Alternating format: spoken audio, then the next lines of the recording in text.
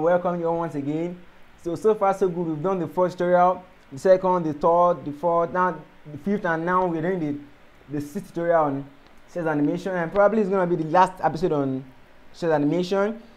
My next video is gonna be on the use of the cubic brazier. That is the timing function of cubic brazier. So basically, what I'm gonna tell you now is this animation, whatever animation you see out there, is a combination of this animation. That is this, and this. Whatever you see out there is a combination of this animation. So today we're talking about the last one, which is the animation fill mode. So what is animation fill mode? So this is what comes in play before the animation starts. That is in between the animation delay. I've set delay to 3 seconds. So in between these 3 seconds, what's going to happen there is called the animation fill mode. So we have property, we have the none, we have forwards, backwards, we have initial, and we have inherit. So we're going to try all of them now and see what we have. So what we see on the screen now, it's at the product of what we'll have there before the thing starts. So what we'll have there are that. Normally in the project, we're turning a red box to a green ball. So whatever happens is that when I set the property to each of the following, what I'm going to have is what I'm showing on the screen now. So let's try them one by one and see what we have. So we have animation fill mode. So first I'm going to try none, and note I have set the delay to 3 seconds. So within these 3 seconds, it's going to add the fill mode of none. So let's open our browser and see what we have.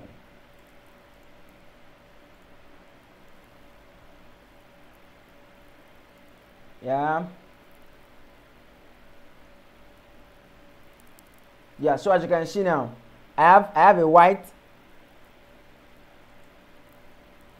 background, a red start. So when I refresh this, you can see it is red. For the 3 seconds it's going to be red. That is the delay for none.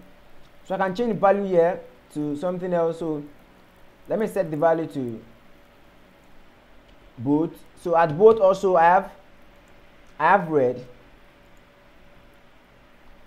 So you can see at both I have green rather. I have a green ball. So at both, what fills the delay is the green ball. So at both, what fills the delay is the green ball. So the same thing for forward and backward. We have forward and backwards. So for forwards, I have the red box. So let's try for backwards. So I change this to back. Sorry about that. So I'll change this to backwards. So